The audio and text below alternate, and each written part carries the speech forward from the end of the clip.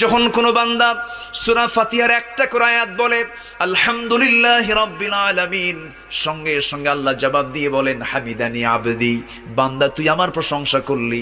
আর রহমানির রহিম যখন বলে আল্লাহ বলেন আসনা আলাইয়া আবদি। মালিক ইয়াউমিদ্দিন যখন বলে আল্লাহ বলেন মাজ্জাদানি আবদি। এরপরে যখন বলে ইয়াকা না'বুদু ওয়া ইয়াকা নাস্তাঈন পর্যন্ত যখন বলে আল্লাহ বলেন বান্দারে তুই আমার কাছে কি চাস, প্রাণ খুলে চা রে বান্দা।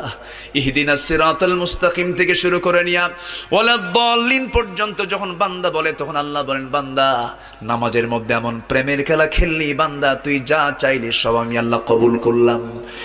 ওই বান্দা যখন রুকুতে যায় আল্লাহ তখন অস্থির হন। ওই বান্দা যখন সিজদায় যাওয়ার জন্য প্রস্তুতি নাই, সমস্ত ফেরেশতাকে ডাক দিয়ে বলেন ও ফেরেশতারা, এই বান্দাগুলো আমাকে দেখলো না, রাসূলকে দেখলো না, কোরআনকে দেখে হাদিসকে বিশ্বাস করে আমাকে খুশি করার জন্য তার সবচেয়ে সম্মান